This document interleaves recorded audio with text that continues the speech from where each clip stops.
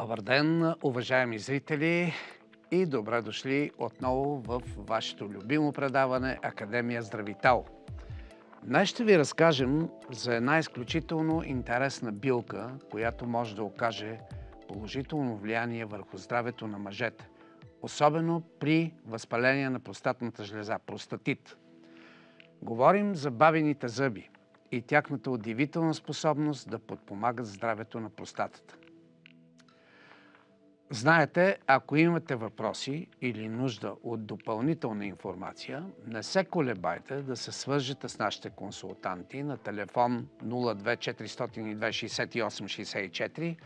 Те са на разположение и са готови да отговарят на всички ваши запитвания и да ви разясняват още по-подробно информацията, която обсъждаме в предаванията. Също и за билките, които представяме. А за още полезна информация относно вашето здраве, посетете нашия уебсайт zdravital.bg. Бабините зъби или научното название Tribulus terrestris е многогодишно растение, разпространено главно в Азия и на Балканският полуостров.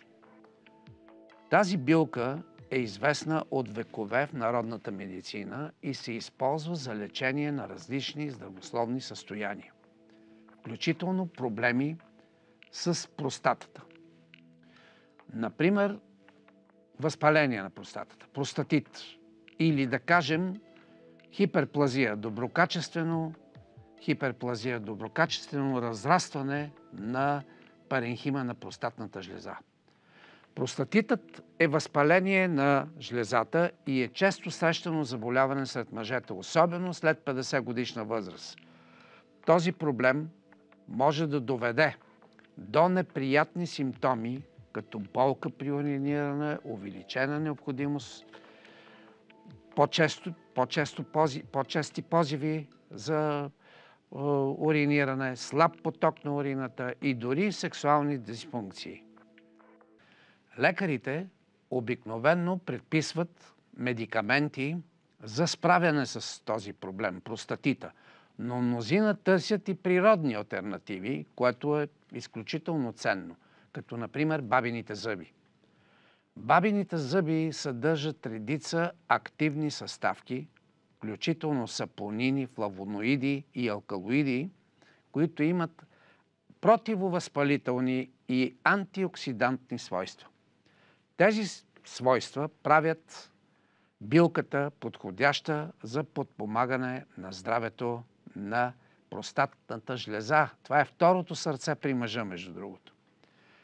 В следващите няколко минути ще се фокусираме върху това как бабините зъби могат да подпомогнат възпалението при възпаление на простатната жлеза. Изследванията показват, че сапонините в тази билка, бабини зъби, могат да подпомогнат намаляването на възпалението в простатата. За здравето на простатата е от съществено значение да се контролира този възпалителен процес, защото хроничният рецидивиращ простатит може да доведе до сериозни проблеми.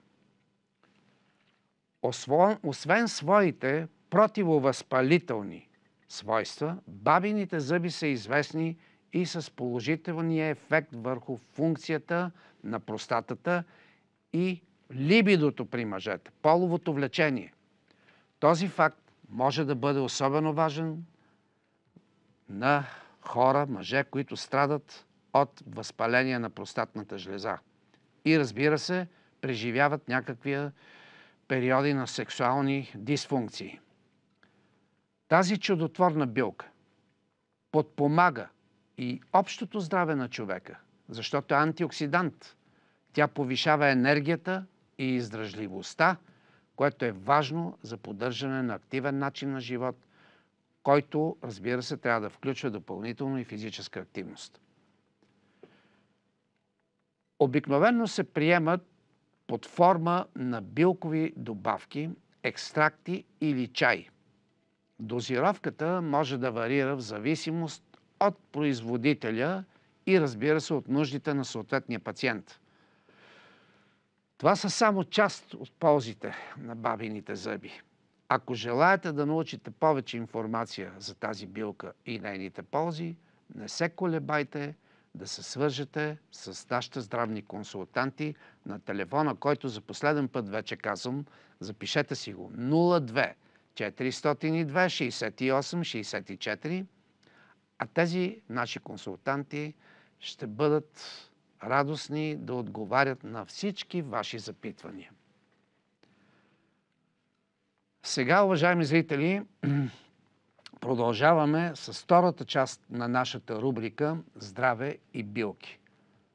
Ще се фокусираме върху едно много важно здравословно състояние, което засяга мъжете, всички мъже по света след 50 годишна възраст. На практика, голяма част от мъжете, айде не всички, възпалението на простатната жлеза, простатита. Това заболяване представлява възпаление на жлезата, която се намира под пикочния мехур при мъжете. Това състояние може да бъде разделено на два основни типа. Остър простатит, остър процес, остро възпаление и хроничен простатит, хроничен процес. Острия простатит се характеризира с силни симптоми, като болка в кръста, малкия таз, често изпускане и повишена температура.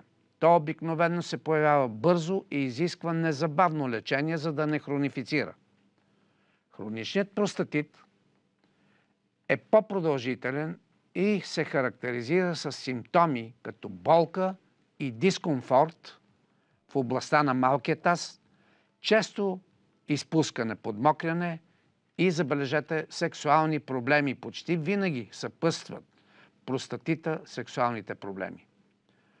Този вид възпаление на жлезата може да бъде труден за лечение и изисква дългосрочни грижи. Не само медикаментозни, а и комплексно лечение, холистичен подход за лечението на хроничния простатит. Простатита може да доведе до сериозни усложнения, ако не се лекува правилно. Едно от най-честите усложнения е образуването на абсцеси в простатата, които са гнойни, събирателни маси и изискват интензивно лечение. Това, разбира се, при по-тежки простатити. Обикновено не толкова често се образуват такива абсцеси. Това са тежки изменения. Други възможни усложнения включват хронични болки в малкия таз. Това е много често, които могат да окажат дългосрочно и силно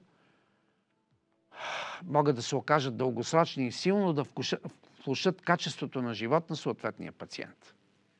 Освен това, простатита може да доведе, както казахме, до сексуални проблеми, включително еректилна дисфункция и намалено либидо. А никоя наша половинка не иска такъв мъж до себе си.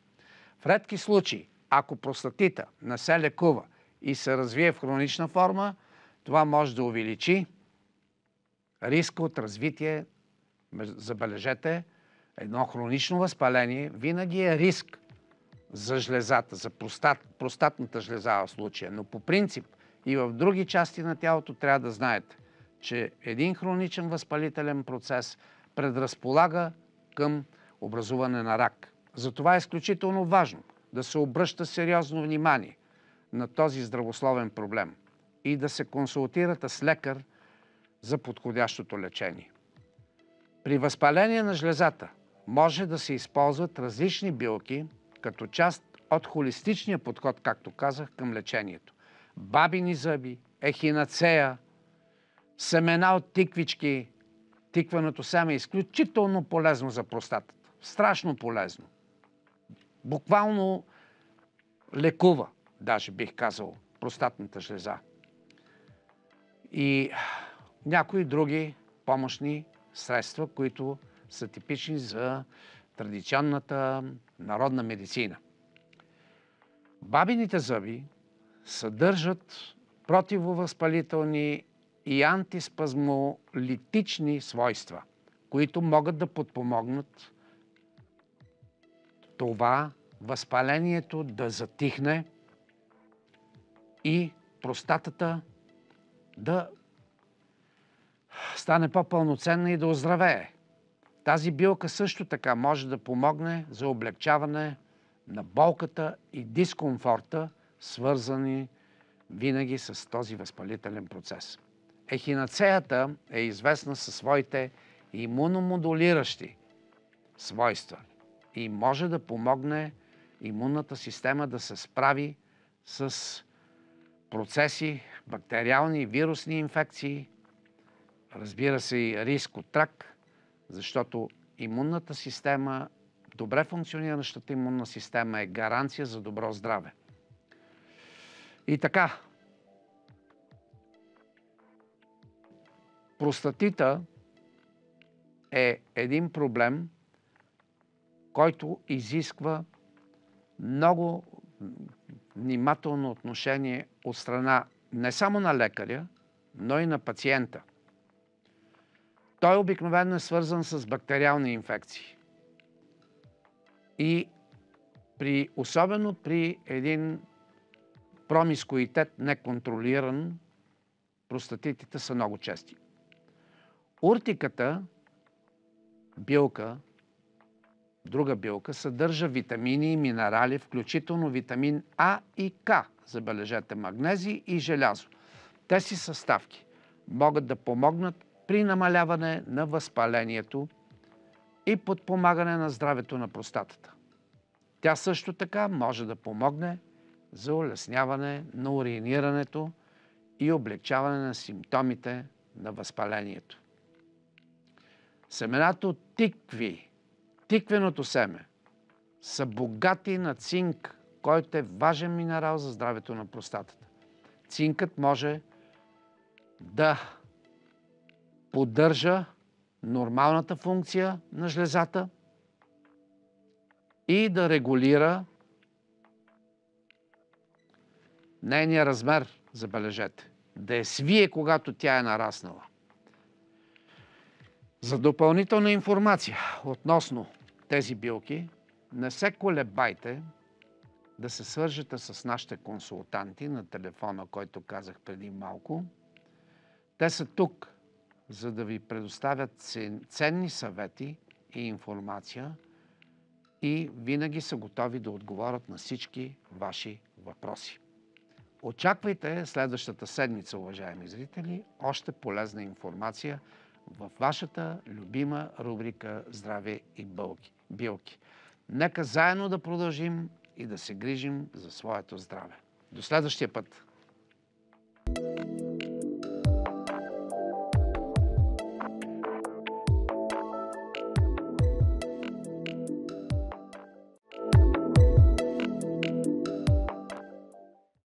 Добър ден, уважаеми зрители на телевизия Евроком. Здравейте, приятели на Академия Здравитал. Знаете, че често каня специалисти, акушер-гинеколози, хирурзи и, разбира се, хора, които се занимават с мъжкото здраве, предимно уролози, защото уролозите преглеждат и жени. Но иска ми се малко по-често да правим предаване за простатната жлеза, за простатитите, възпалението на простатната жлеза, доброкачественото нарастване на жлезата, хиперплазията и, разбира се, превенцията, диагностиката, ранната, съвременната и лечението на рака на простатата, защото това е един много голям бич. Рака на простатата ще засегнем и рака на пикочния мехур, разбира се. И така, в студиото на Академия Здравитал съм поканил известен софийски български уролог, доктор Георги Георгиев. Добре дошъл. Здравейте. Отново в студиото на Академия Здравитал. Че отново съм гост в вашето предаване. И на мен ми е много приятно.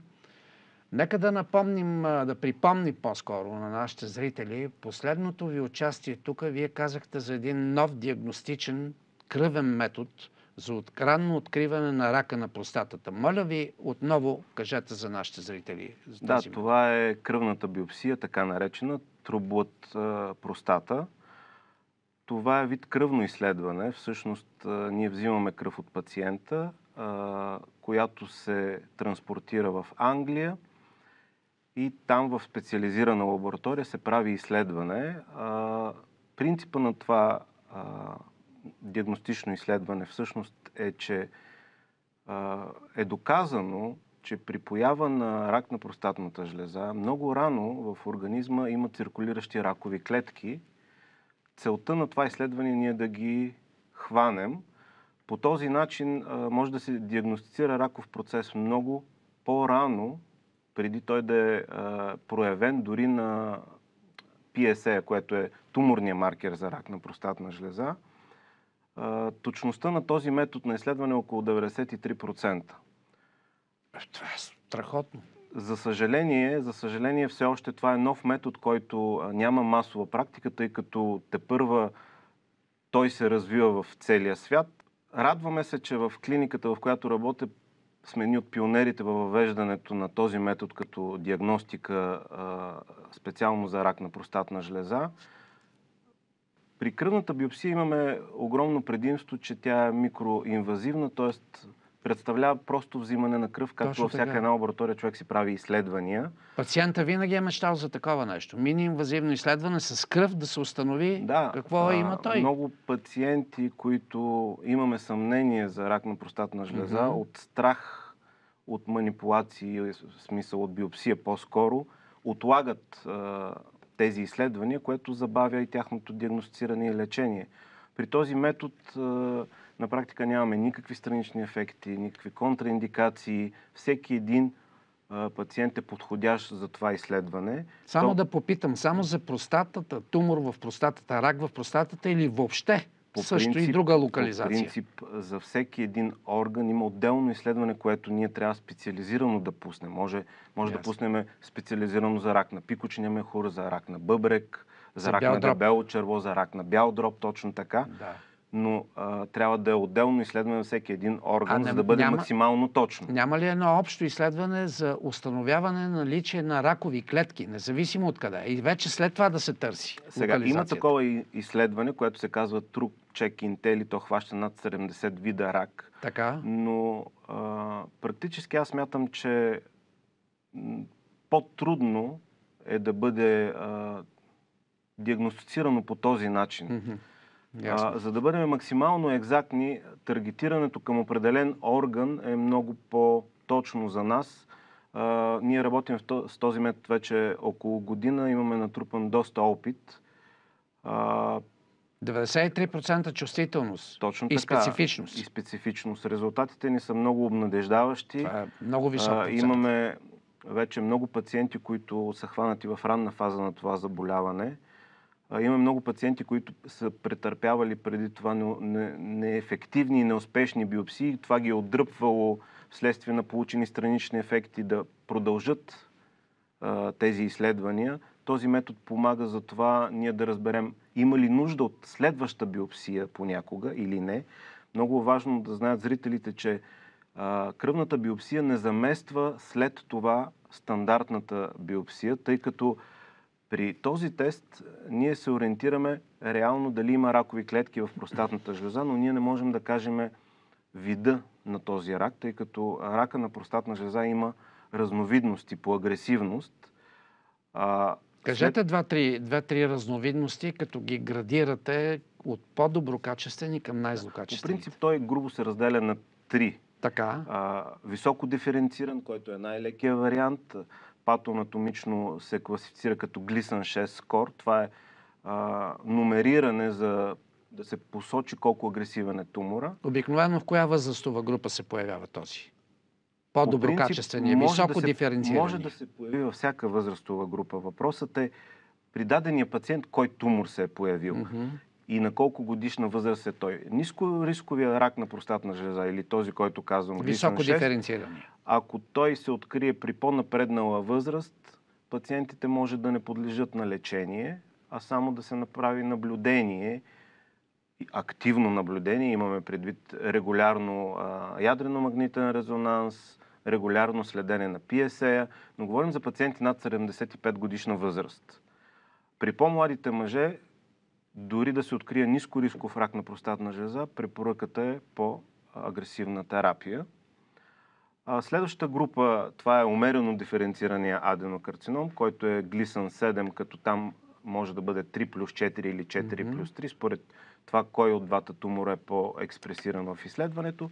И вече високо рисковите, които са ниско диференцирани, Gleason 8, 9 и 10. За съжаление, тези видове хистологични на рака на простата са най-злокачествени, много по-рано дават метастази и там трябва да бъдем много по-бързи в диагностиката и лечението. Отново ви питам, от вашия клиничен опит, имате ли наблюдение този ниско диференциран, най-злокачествения рак, обикновено в коя възраст се появява? Коя възрастова декада? Няма разпределение на възрастта по отношение на риска. Не е ли при малко по-млади пациенти? Поради агресивността на имунната система при по-младите хора, разбирате ли? Аз разбирам много добре, но в моята практика аз съм видял ниско диференциране аденокарциноми при по-млади и при по-възрастни. Не мога да кажа практически дали това е определящо. По литературни данни дали има нещо? Дори по литературни данни няма разлика. Няма разлика. Добре, по-скоро тук наблягаме на това, че когато е високо диференциран, т.е. ниско рисков, лечението може да бъде по-леко или да бъде отложено във времето, докато при по-агресивните тумори трябва да бъдем по-адекватни и по-бързо. Добре, един от методите, който е най-безобиден, неинвазивен и дава една общо взето представа за състоянието на простатната жлеза, това е ехографията. Точно така. Вие тук носите едно малко апаратче, с което представлява на практика един локален ехограф, така ли? Точно така. В момента аз нося реално ехографа със себе си навсякъде. Това е страхотно. И виждате, визуализирате го на телефона. Използваме телефона като екран, а целият ехограф е събран на практика в трансдюсера. Може би преди 20 години никой не е вярвал, че това ще бъде възможно. Абсолютно. Това е както с нашите телефони. Никой не е вярвал, че ще се гледаме на камери, ще гледаме телевизия през телефоните и всичко останало. Това дава удобство, че минавайки на визитация в клиниката, аз мога всеки един пациент на леглото да го прегледам, без да го караме да се разкарва до ехографския кабинет. Да, веднага да се види. С висока разделителна. Резолюцията му е не по-лоша от всеки един скъп голям това ехограф. Е страхотно дори бих казал много по-добър от някои ехографи на 10 години. Джоба лекара си го държи, отива там на леглото при болния, веднага вижда и даже проследява дали има промени в размера на простата. Да. Това е много важно. Преди трябваше да пренасяме цялата апаратура. Точно така. Или трябваше да пренасяме пациента. В случая това дава огромно удобство. Ето това е развитието на технологиите и на медицината специално. Добре. Установява се рак на простатата, вече хистологично или макроскопски. Има ли до голяма степен от опита на уролога да се ориентира при ядрено-магнитен резонанс вече какъв ще е вида рак? Дали високо диференциран или ниско диференциран или по средата? При новите мултипараметрични ядрено-магнитни резонанси има една система, която се нарича PIRADS и тя обозначава доколко лезията, която бива диагностицирана, може да бъде от рак. Обикновенно при PIRADS 3, 4 и 5 ние наблюдаваме рак на простатна жлеза, като при PIRADS 5 обикновено той е по-агресивен. Не винаги, но това е практически това, което сме установили. Естествено, най-важно е патоанатома, какво ще каже на микроскоп, тъй като там прецизността е в пъти по-голяма. Тоест трябва винаги да се вземе биопсия, така ли? Задължително. Защото, както казахме, в зависимост от хистологичния вариант на раковия процес, начина на подход по отношение на лечението може да бъде различен. Освен това, има нещо много важно, е начинът на взимане на биопсия. При най-новия метод, 3D Fusion биопсия, ние имаме възможност да вземем повече тъкан от простатната жлеза, повече точки. По този начин можем да разбереме пространствено разпространението на раковия процес от една страна, от друга страна по-точно имаме информация за хистологичния вариант, защото сме забелязали след операции, тогава, когато може след това да се изследва цялата простатна жлеза, че има миграция на Gleason скора, т.е. на хистологичния вариант на тумора. Тъй като не при всяка биопсия тъканта е представителна извадка от целия туморен процес. Колко биопсии обикновено се правят? Средно при фюжън биопсията се взимат между 20 и 30 точки. Не е ли много травмиращо за пациента това? Не е травмиращо, тъй като по новия метод ние взимаме биопсията транспериниално, т.е. през кожата в областта на перинеума. Това е зоната между ануса и тестисите. А не е трансуретрално. Не е трансректално. Ректално, да. Защото при трансректалните биопсии има два огромни риска. Единият е от кървене, тъй като в тази зона имаме много хемороидални възли обикновено. И другия голям риск, това са инфекциите, тъй като през ректума, както знаем, може да се вкара... Значи перкутанно се взима вече, перинеално. Освен това, биопсията е с еднодневен престой, т.е. пациента се изписва на същия ден. Няма ли опасност от кръвоизливи вътре в самата жлеза? При всяка една биопсия има травмиране на простатната жлеза, но аз правя фюжън биопсия вече повече от 5 години, направил съм над 1000 пациента, нямам нито един пациент с кървене и усложнение. Това е много важно. Опитът е изключително важен. Затова аз обичам лекари, които идват тук да споделят своя клиничен опит. Това е изключително важно, което казват. Тоест няма травмиращи обстоятелства. А повярвайте ми, преди съм имал доста пациенти с такива усложнения и всеки път, като съм влизал в операционната да правя биопсия, съм се притеснявал за това. В момента нещата са коренно различни.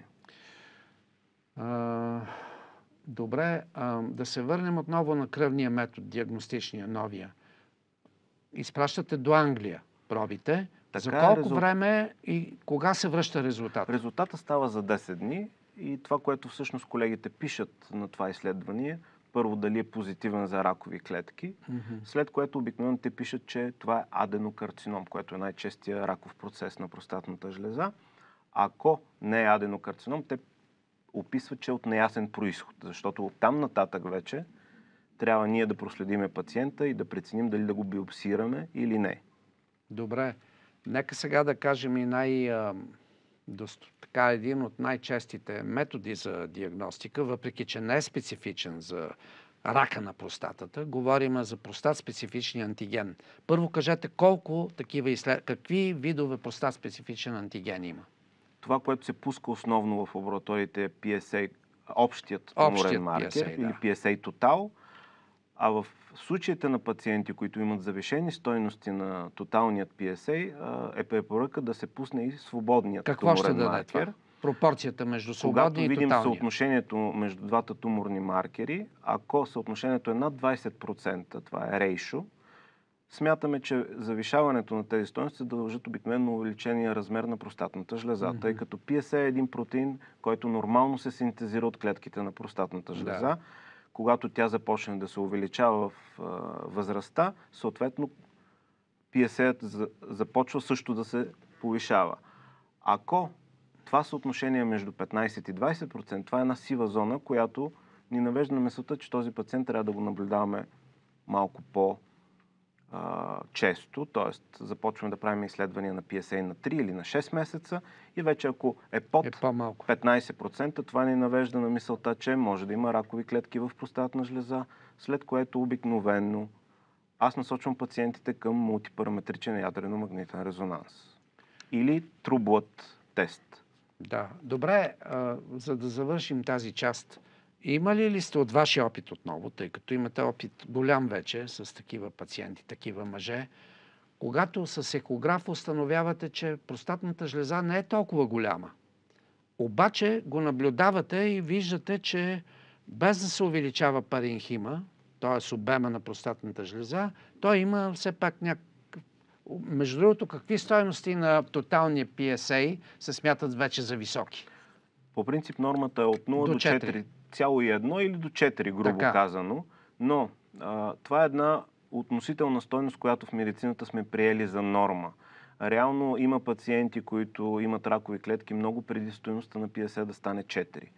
Затова е важно, ако пациент естествено има предистория, ако си е правил предходни изследвания на PSA, какво е развитието във времето? Ако ние за една година забележим, че PSA е скочил с 1 единица, примерно, това прогностично е лош белег. Обикновено PSA в времето трябва да се увеличава с не повече от 0,2 на година. Това е много важно. 0,2. Ако ние имаме... Доста строги критерии. И това пак е относително ориентировачно за уролога дали може да има някакъв проблем в простатната жлеза. Ясно. А идвали ли са пациенти, да кажем, над 10 PSA или повече даже? За съжаление идват много пациенти. Които нямат рак обаче. След това. Да, Установява се имаме без рак. такива пациенти. Имаме пациенти с PSA 50-60. Да. Обикновено такива много високи стойности се дължат на възпалителен процес, най-често в простатната жлеза. Обикновено, точно така. И обикновено тези пациенти имат история. Имат болки, имат висока температура. Естествено, ние провеждаме курс на лечение с антибиотици, правиме контролен PSA, трябва да мине около месец, за да може туморният маркер да спадне до нормалните стойности. Да. И след това можем да кажем, да, този проблем е свързан с възпалителен процес. Казахме много важни неща. Много важни неща, особено това, което сега, миналия път не го казахме, че на година до 0,2 трябва да нараства, ако нараства въобще, стойността на тоталния PSA. Ако е повече от 0,2, особено единица, ако е вече суспектно за рак. Трябва да търсим активно причините за това. Причините, да. По-скоро. Добре, продължаваме. Сега завършваме тази част и още малко имаме да поговорим, като ще засегнем и рака на пикочния мехур. Добре. Окей. Здравейте отново. Мой гост е доктор Георги Георгиев, уролог. Говорихме в първата част за рака на простатата. Казахме няколко изключително важни неща. При пациенти, които са 70-75 годишни и биопсията е показала, че е високо диференциран, т.е. относително по-доброкачествена форма, вие казахте, че може даже само да мине с наблюдение. А друг вид лечение без операция, примерно хормонална терапия и така нататък?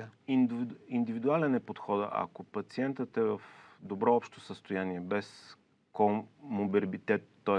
ако няма някакви съпътстващи тежки заболявания, операцията е най-добрият вариант.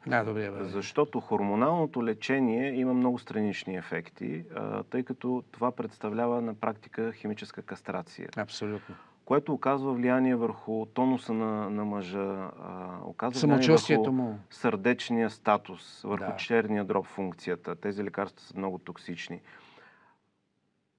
Имайте предвид, че операцията все още се смята за златен стандарт за излекуване от рак на простатна жлеза. Тя е с най-висок процент на сигурност. Освен това, при другите методи, говорим за лъчелечение, за хормонално лечение, за брахитерапия, страничните ефекти са много по-високи, тъй като там винаги имаме засягане на потенцията. При пациенти с по-големи простатни жлези брахитерапията не е подходяща, тъй като... Над колко като размер, като диаметър? По статистика по гайдлайнс, по-скоро по препоръките на Европейската асоциация по урология, горната граница е 50 кубически сантиметра на простатната жлеза.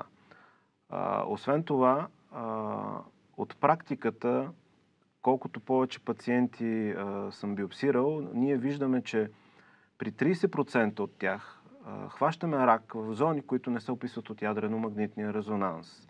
И евентуално една брахитерапия, насочена само към зона, която се описва от ямъра, не би била ефективна, а след нея операция невъзможна. За нашите зрители с няколко думи обяснете брахитерапия какво означава. Това е риторичен въпрос. Брахитерапията е имплантиране на радиоизотоп, който, излъчвайки радиация, предизвиква некроза на тъканите и оттам унищожаване на раковите клетки. Но трябва много точно да е локализирано къде много малко пациенти реално са абсолютно показани за този вид лечение и за съжаление понякога се прави така, че пациенти, които не са подходящи, се подлагат на брахитерапия и в дългосрочен план това няма добър ефект за тях. По-добре е от ваши опити по литературни данни да се направи операция. Точно така. Какво е най-съвременното оперативно изкуство, така да се каже, за рака на простатата? Когато трябва да се премахне част или цялата жлеза? По принцип се премахва цялата простатна жлеза, но при пациенти, които са сексуално активни и такива, които са хванати в ранен стадий, може да се направи така наречената nerve sparing процедура или нервосъхраняване, тъй като много плътно до простатната жлеза минава съдово-нервен сноп, който отговаря за ерекцията от една страна, от друга страна за задържането на урина. При запазването на тези съдово-нервни снопове ние имаме възстановяване на потенцията и много по-добра континентност, т.е. риска от изпускане на урина е под 1%. Успявате ли, имате ли вече, не само вие, въобще може ли да се разчита един уролог, да кажем с 20 годишна практика, че ще съхрани този сноп, съдов и нервен, когато извърши операция? Ако нямаме някакви допълнителни усложнения по отношение на анатомия, при някои пациенти има сраствания вследствие на прекарани в миналото простатити. Обикновено това е процедура, която се извършва много лесно, без някакви усложнения. Да. Освен това, от там нататък зависи опита на специалиста. Ясно. Ние в клиниката сме направили вече, може би, около 2000 радикални простатектомии. Имаме огромен опит. Оперираме с един професор от Германия. Страхотно. И резултатите на нашите пациенти са много добри. А с робота Да Винчи? Успешен ли е при операция на простатната жлеза? С робота Да Винчи операцията също е толкова ефективна. Разликата е за лекарите, които работят. Робота Да Винчи помага за това много по-бързо един млад лекар да се научи да оперира по този метод, отколкото лапароскопски. Т.е. кривата на обучение с робота Да Винчи е по-кратка.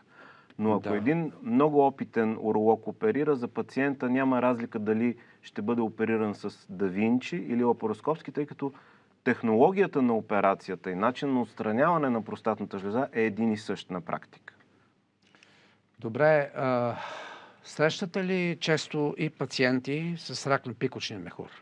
Не само мъже, и жени, разбира се. Да, това е често срещано заболяване, не толкова колкото рака на простатната жлеза при мъжете, тъй като той е на първо място, но тук разликата е естествено, че имаме и мъже, и жени. Така. Едно от предимствата, ако може така да кажем, при това заболяване, е, че обикновено пациентите виждат кръв в урината в сравнително ранен стадий на заболяване. А при рака на простатата има ли кървена, между другото? При рака на простатна жлеза може да има кръв в урината, но това е в крайен стадий. Крайен стадий. Проблема на рака на простатната жлеза е, че оплаквания в ранните стадии няма никакви. Затова казват тихия убиец. Докато при рак на пикочния мехур много често пациентите виждат кръв в урината, това ги стресира и те търсят много бързо помощ. Те изключваме такива, които не търсят помощ. Понякога кръвта е еднократно или за няколко дена и се избистря. Но този процес обикновено се диагностицира много лесно, ехографски, тъй като се вижда зона в пикочния мехур, която е променена, има дефект в изпълването, след което правим цистоскопия.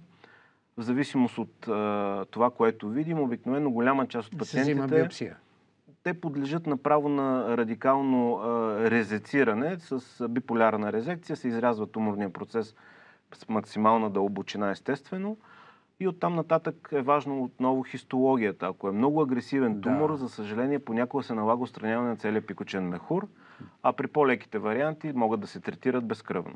Доктор Георгиев, от вашия опит, знам, че ще ми кажете, ако аз ви кажа точния отговор, аз ще съм за Нобелова награда. Все пак, това се касае и всички други тумори, разбира се, и рак.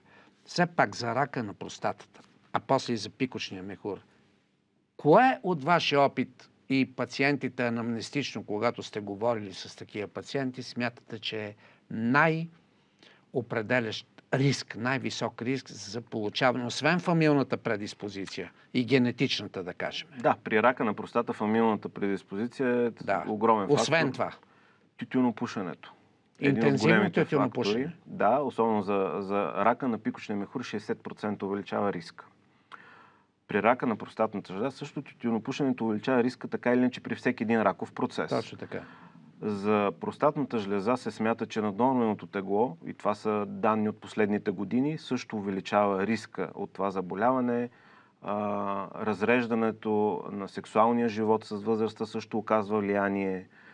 Хроничният простатит също се смята за един фактор, който може да провокира да започне израждане на нормалните клетки на простатната жлеза. А намаляване или увеличаване, т.е. един хормонален дисбаланс на тестостерона, намаляване или увеличаване, имат ли значение за рака на простатата? По принцип, високият тестостерон увеличава рисковете от рак на простатна А жлеза. при една сексуална активност редовна няма ли повишен тестостерон? Той е повишен в рамките на нормите. Тоест физиологично. Физиологично. Това е физиологично. По отношение на сексуалния живот е доказано, че колкото по-често един мъж има сексуален контакт, толкова риска за рак на простатната жлеза е Да, това по-малък. е много хубаво. Така че за нас това е добре. Това е успокоителен факт. Така е. Добре. Така, и за пикочния мехур казахте, действително, че тютюнопушенето е страхотен риск. Да, интензивното тютюн. Сега от една-две цигари не може да стане, това не е проблем. Говориме за кутия, да речем, средно. Алкохола? Алкохола, да, смята се като фактор, но не е толкова значим. Също така работа с пестициди е един от големите фактори, както и с определени бои, които се използват. Анилинови и такива, да. Точно така. Анилина по принцип е канцероген. От там нататък всеки един фактор, който като цяло е рисков за раковите процеси, може да се смята. Стреса, за съжаление, също е един основен фактор. Лошото качество на живот, неправилно хранене, адинамията. Всички тези неща оказват дистрес в баланса в организма. Съответно, това увеличава рисковете от такива заболявания. И вероятно, разбира се, вие го казахте, наднормено тегло, но и злоупотреба с тежки мазнини, наситени мазнини и злоупотреба с тежки храни, особено от веригите на бързото хранене. Ако човек само с такова се храни... Там не знаем какво има, общо. Да. Казахме доста важни неща. Така е. Каква е преживяемостта на пациенти, които вие сте диагностирали от вашия клиничен опит с рак на простатната жлеза? Ако е хванат в Т1 или Т2 фаза, продължителността е на 100% нормална, защото обикновено тези пациенти след лечение са излекувани. Естествено, понякога още в тези фази ние може да имаме ракови клетки, които да са излязли в организма, но докато се стигне до там, те да се изявят по някакъв начин, може да минат 4 или 5 години. Поради тази причина, минималното наблюдение на всеки един опериран пациент е 5 години. Смята се, че след 5-та година вече наистина той е излекуван на 100%. Прави ли се след рак на простатната жлеза и операцията, прави ли се химиотерапия? Препоръчва ли се? За да се убият клетките, които евентуално са излезли? Понякога в по-напреднал етап на заболяването и при по-млади пациенти с цел на максимално ефективно лечение, лечението е мултимодално, т.е. ние започваме първо операция, след това се започва хормонално лечение минимум за 2 години и евентуално фокусирана лъчетерапия в малкия таз. Това говорим пациенти, които са вече в Т3 фаза, т.е. имаме обхващане на семенни мехурчета или описание на това, че в зона на капсулата, на обвивката на простатата имаме излязли ракови клетки или имаме описание за съмнение на засегнати лимфни възли в малкия таз. Това диагностично може да се уточни 100%. Да, и аз имам... А не да се работи на случайен терен. Това се установява първо чрез ядрено-магнитен резонанс, второ при такива пациенти обикновено ние правим PET скенер с галий, който може да ни каже има ли някъде метастази. PET скенера обаче страшно много се чака за PET скенер. Няма изотопи, няма това. От Германия идват тези неща. Доколкото знам, имаше голям проблем с PET скенерите. Така е, но обикновено процесът до операция на един пациент е не по-малко от 1 месец. След биопсията минимум 1 месец трябва да мине изобщо да го оперираме, тъй като трябва да зараснат тъканите постбиопсично, за да не попречи това за самата процедура по отстраняване на простатната жлеза. Имайте предвид, че на Запад уейтинг листите са повече от 6 месеца за една операция. Така че в България достъпността на медицината е много по-добра и много по-лесно е за нашите пациенти. Това е така. Понякога в Франция, в Англия, в Нидерландия, Германия се чака с месец и някой да се срещне с лекаря си даже. Точно така е. България в това отношение наистина. Колкото и да сме негативно настроени понякога към нашата здравна система, повярвайте ми, тя е много по-ефективна. Добре. Ние сме към края. все пак от вашия клиничен опит, от вашите знания, които имате, пак нека за рака на простатата да кажем, обърнете се към вашите зрители на тази камера и им кажете няколко думи. Това, което мога да ви кажа е, че един преглед при уролог не отнема никакво време, същевременно нито е болезнен, нито е страшен и не бива това да ви спира да отидете на консултация, а повярвайте, рака на простатната жлеза е много често заболяване. Това не е майтап, не е шега и единственият начин да ви помогнем адекватно е, ако вие ни потърсите на време. Така че съвета ми е, ходете редовно на преглед. Благодаря ви, доктор Георгиев. Желая ви успех във вашата работа. Вие го имате, да спасявате човешки животи, да лекувате хората и ще се виждаме по-честичко, поне на 2 месеца един път, защото тези знания, които вие сте натрупали и опита, който сте натрупали, е изключително полезен за нашите зрители. За мъжката част. Точно така. Благодаря ви. И аз благодаря. Благодаря, уважаеми зрители, че бяхте с Академия Здравитал. Излъчва се вторник и сряда от 10 часа с повторения събота и неделя и през денонощието. И аз не знам кога го повтарят предаването, защото някои хора ми казват, че през нощта го виждат. Бъдете с Академия Здравитал, защото тук, в моето предаване, може да чуете неща, където никъде другаде няма да чуете и да видите в телевизионния ефир. Всичко добро ви желая!